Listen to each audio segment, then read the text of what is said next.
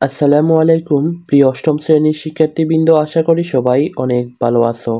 Easy এডুয়ের নতুন আরেকটি ভিডিওতে সবাইকে স্বাগতম। তো আজকে এই ভিডিওতে আলোচনা করব তোমাদের গণিত বিষয়ের প্যাটার্ন অধ্যায়ের পার্ট 6। তো শিক্ষার্থীরা, আমরা গত পর্বে তোমাদের 8 পর্যন্ত সমাধান করে দিয়েছি। তো আজকে আমরা 9 থেকে শুরু করব। তো তোমরা সবাই রেডি হয়ে নাও। আর যারা এখনো আমাদের চ্যানেলটিকে সাবস্ক্রাইব করোনি, তোমরা দ্রুত সাবস্ক্রাইব করে নাও, এবং যারা ফেসবুক থেকে দেখতেছো তোমরা ফেসবুক পেজটিকে ফলো দিয়ে রাখবে। সো সেক্ষেত্রে সবাই স্ক্রিনে লক্ষ্য করো, এই যে এখানে 9 নম্বর বলছে তালিকার পাশাপাশি দুটি পদের পার্থক্য বের করো এবং পরবর্তী দুইটি সংখ্যা নির্ণয় করো। অর্থাৎ এখানে যে ক এবং খ দুইটি সংখ্যা দেওয়া আছে, এখান থেকে দুইটি পদের পার্থক্য এই যে নির্ণয় করতে বলছে, আর আরেকটা বলছে যে পরবর্তী দুইটি সংখ্যা নির্ণয় করতে। তো চলো এখন আমরা এটার সমাধান কিভাবে করব আমি তোমাদের এই যে এখানে লিখে লিখে দেখাচ্ছি, তোমরা সবাই স্ক্রিনে লক্ষ্য করো। তো ক নাম্বার প্রশ্নে কি বলেছে যে 7,12,17,22,27 ...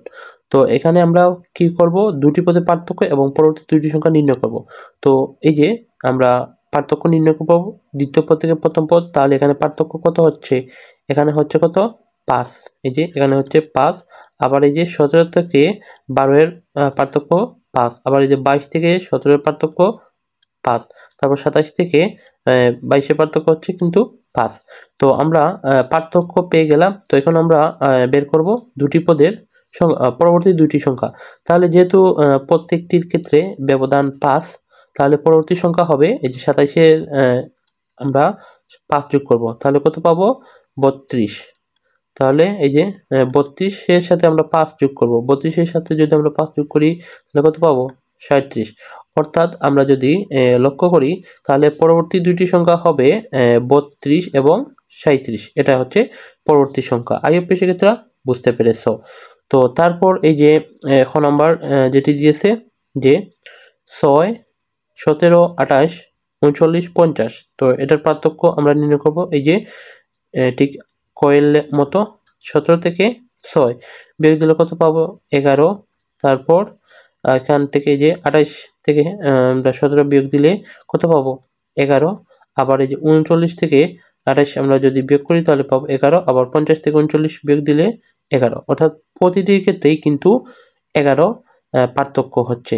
তাহলে পরবর্তী সংখ্যা এই যে ক এর মতো হবে, এই 50-এর সাথে আমরা কি করব 11 যোগ করব, তাহলে কত পাবো 11 যোগ করলে পাবো কত 61। তারপর আবার এই 61-র সাথে আরো 11 যোগ করব, তাহলে কত পাবো 72। তাহলে আমরা বলতে পারি এখানে এই যে পরবর্তী দুটি সংখ্যা হচ্ছে 61 এবং 72। আইইউপি সেক্ষেত্রে তোমরা এই যে 9 নম্বর প্রশ্নের সমাধান বুঝতে পেরেছো। তো তারপর এখানে 10 নম্বর প্রশ্নে কি বলেছে, তো এই সাইড মুছে নেই। তো 10 নম্বর প্রশ্নে বলেছে নিচের সংখ্যা প্যাটার্নগুলোর মধ্যে কোনো মিল রয়েছে কি, প্রতিটি তালিকা পরবর্তী সংখ্যা নির্ণয় করো। অর্থাৎ এই যে সংখ্যা আছে এটা কোনো প্যাটার্নের সাথে মিল আছে কিনা সেটা নির্ণয় করতে বলছে, এবং পরবর্তীতে বলছে যে পরবর্তী সংখ্যা নির্ণয় করতে। তাহলে আমরা দেখি যে কোন নম্বরে এখানে বলছে 1, 2, 3, 4, তারপর হচ্ছে 3, 5, 8 এবং 13। তো আমরা ফিবোনাক্কি প্যাটার্ন একটি পড়েছিলাম পূর্বে ভিডিওতে। সো তোমরা সেই ভিডিওটি যদি না দেখে থাকো আমি প্লেলিস্টটি লিংক ডেসক্রিপশন বক্সে দিয়ে রাখবো, তোমরা সেই ভিডিওটি দেখে আসবে। তো এটাকে বলে ফিবোনাক্কি প্যাটার্ন, অর্থাৎ এই যে প্রথম দুইটা যোগ করলে পরবর্তী সংখ্যা পাওয়া যায় যোগফল। তো এখানে এই যে 1 এবং 1 যোগ করলে কত পাই 2। আবার এই যে 1-এর সাথে আমরা যদি 2 যোগ করি তাহলে পাবো 3। আবার এই যে 3-এর সাথে 2 যোগ করলে কত পাবো 5। আবার এই যে 5-এর সাথে 3 যোগ করলে পাবো 8। আবার 8-এর সাথে 5 যোগ করলে পাবো 13। তো এটাই হচ্ছে ফিবোনাক্কি প্যাটার্ন।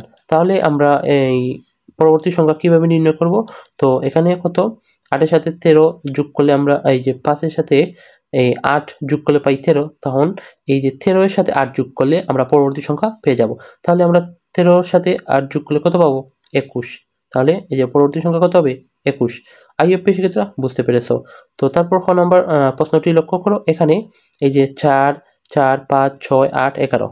তো এখানে কিন্তু আমরা ফিবোনাক্কি দেখতে পাচ্ছি না, তাহলে কি করব, এদের পার্থক্য নির্ণয় করব। পার্থক্য নির্ণয় করার পর আমরা দেখব এটা কি হয়। তাহলে এই যে এখানে 4 থেকে 4 এর পার্থক্য কত, 0, অর্থাৎ 4 থেকে 4 গেলে কি 0। আবার এই যে 4 থেকে 5 এর পার্থক্য হচ্ছে কত, 1। তারপর যে 6 থেকে 5 এর পার্থক্য হচ্ছে কত, 1।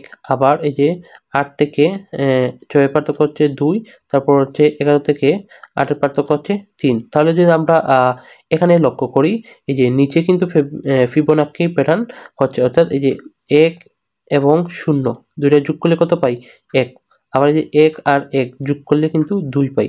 আবার এই যে 2 এর সাথে যদি আমরা 1 যোগ করি তাহলে কিন্তু কত পাই, 3 পাই। তাহলে এখন কি করব আমরা, এই যে 2 এর সাথে 1 যোগ করলে 3, তাহলে আমরা 2 এর সাথে 3 যোগ করলে কত পাবো, 5। তাহলে এখানে পরবর্তী যে 5, এই 5 হবে 11 সাথে যোগ, তাহলে আমরা পাবো কত, এখানে 17। সো আইএফপি সেক্ষেত্রে বুঝতে পেরেছ তো, এখানে উত্তর হবে এই যে 21 এবং 17। ক এর উত্তর হবে 21 আর খ এর উত্তর হবে 17। আইএফপি সেক্ষেত্রে বুঝতে পেরেছ। তো তার পরবর্তী পৃষ্ঠা আমরা যাই। তো এই যে সেক্ষেত্রে তারপর আমরা 11 নম্বর প্রশ্নে দেখতে পাচ্ছি একটা সৃজনশীল প্রশ্ন দেওয়া হয়েছে। তো এই সৃজনশীল প্রশ্ন তোমাদের পরীক্ষায় আসবে, অর্থাৎ এইরকম প্যাটার্নে তোমাদের সৃজনশীল প্রশ্ন দেওয়া হবে পরীক্ষায়, তোমরা খাতায় অ্যান্সার করবে। তো কিভাবে অ্যান্সার করতে হয় আমি এই যে এখানে দেখিয়ে দিব। তো এখানে 11 নম্বর প্রশ্নে বলছে নিচের জ্যামিতিক চিত্রগুলো কাঠি দিয়ে তৈরি করা হয়েছে, অর্থাৎ এগুলো, এই যে চিত্রগুলো দেখতে পাচ্ছ এগুলো কাঠি দিয়ে তৈরি করা আছে। তো এখান থেকে ক নম্বর প্রশ্নে বলেছে কাঠির সংখ্যা তালিকা করো। সো সেক্ষেত্রে প্রথমে আমরা ক নম্বর প্রশ্নের সমাধান দেখে নিই। সো সেক্ষেত্রে ক নম্বর প্রশ্নের সমাধান হবে, তো এই যে আমরা এইভাবে লিখবো যে কাঠির সংখ্যার তালিকা নিম্নরূপ। অর্থাৎ এখানে এইভাবে আমরা লিখবো একটি বক্স দিয়ে চিত্র, আর এর নিচে লিখবো কাঠি। তো আমরা যদি এখানে চিত্রটি লক্ষ্য করি তাহলে আমরা বুঝতে সুবিধা হবে। তো এই যে এখানে প্রথম চিত্রটি দেখতে পাচ্ছ, তো এখানে কয়টি কাঠি প্রয়োজন হয়েছে, 1 2 3 4।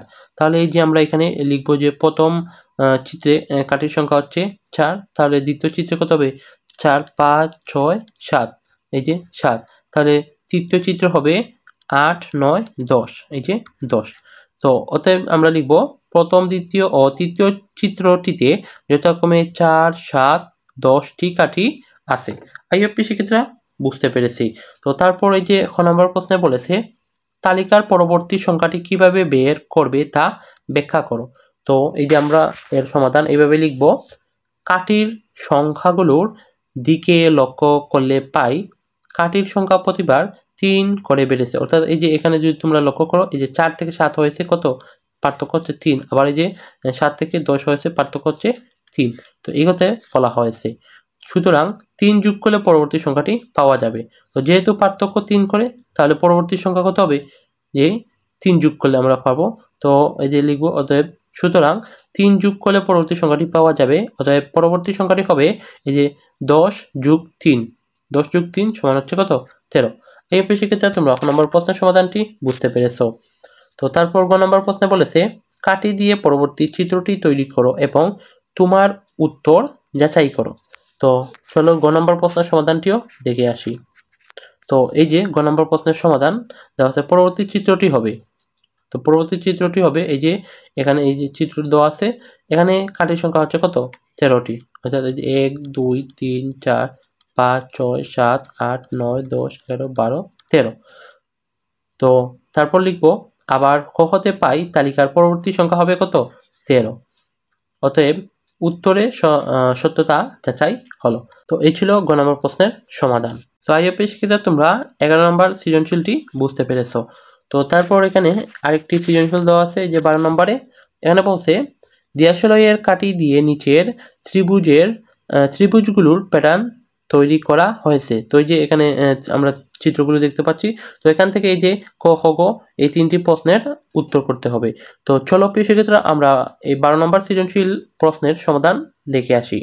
সো প্রিয় শিক্ষার্থীরা 12 নম্বর প্রশ্নের ক নম্বর প্রশ্নটি করেছিল যে চতুর্থ চিত্রে দিয়াশলয়ে কাঠির সংখ্যা বের করো। অর্থাৎ এটা হচ্ছে প্রথম, এটা হচ্ছে দ্বিতীয়, এটা হচ্ছে তৃতীয়। তো আমরা যদি প্রথম চিত্র দেখি কাঠির সংখ্যা হচ্ছে 1 2 3, দ্বিতীয় চিত্রে হচ্ছে 4 5, আর তৃতীয় চিত্রে হচ্ছে 6 7। তাহলে চতুর্থ কাঠি হবে কত? তো আমরা এর সমাধান দেখে আসি। সো এই যে ক নম্বর সমাধান আমরা লিখব চতুর্থ প্যাটার্নে 4টি ত্রিভুজ থাকবে। অর্থাৎ এই যে একটা, দুইটা, তিনটা, চারটা। তো অতএব এই যে এখানে কয়টি কাঠি দেওয়া হয়েছে? 1 2 3 4 5 6 7 8 9 লিখবো। অতএব চতুর্থ প্যাটার্নে দিয়ে আসলে মোট কাঠির সংখ্যা হচ্ছে 9টি। এটা হচ্ছে উত্তর। সো প্রিয় শিক্ষিত, তারপর খ নম্বর প্রশ্নে বলেছে প্যাটার্নটির পরবর্তী সংখ্যাটি কিভাবে বের করবে তা ব্যাখ্যা করো। সো প্রিয় শিক্ষিত, এই যে খ নম্বর প্রশ্নের সমাধান এইভাবে লিখবো। এখানে প্রথম চিত্রের কাঠির সংখ্যা হচ্ছে 3টি, দ্বিতীয় চিত্রের কাঠির সংখ্যা হচ্ছে 5টি, তৃতীয় চিত্রের কাঠির সংখ্যা হচ্ছে 7টি। প্রতিবার কাঠির সংখ্যা 2 ক যোগ 1 আকারে হয়। অতএব ক এর মান 4 বসিয়ে পরবর্তী সংখ্যাটি বের করতে হবে। তাহলে প্রিয় তোমরা খ নম্বর প্রশ্নের সমাধানটিও বুঝতে পেরেছো। তো তারপর গ নম্বর প্রশ্নে বলেছে শততম প্যাটার্ন তৈরিতে কতগুলো দিয়াশলাই কাঠির প্রয়োজন। তো প্রিয় চলো আমরা গ নম্বর প্রশ্নের সমাধান দেখে আসি। সো প্রিয় এই যে আমরা গ নম্বর প্রশ্নের সমাধান এইভাবে লিখব। শততম প্যাটার্ন তৈরিতে প্রয়োজনীয় কাঠির সংখ্যা, অর্থাৎ এই যে আমরা প্যাটার্ন বীজগণিতের রাশি পেয়েছি যে 2 ক যোগ 1। তো শততম বলে এই কর মান আমরা 100 ধরবো। তাহলে এই যে 2 গুণ 100 যোগ 1 সমান হচ্ছে 201টি। এটাই হচ্ছে উত্তর। তো আই হোপ শিক্ষিতা অনুশীলনী 12 নম্বর যে সৃজনশীলটি দেওয়া আছে সেই সৃজনশীলটি তোমরা বুঝতে পেরেছো। তো তারপর 13 নম্বর একটি সৃজনশীল দেওয়া আছে এই যে। তো এখানে এই যে 5, 13, 21, 29, 37, ডট ডট ডট, এখান থেকে আমরা যে ক, খ, গ এই তিনটি প্রশ্নের উত্তর করব। তো চলো আমরা এই 13 নম্বর সৃজনশীলের উত্তরগুলো দেখে আসি।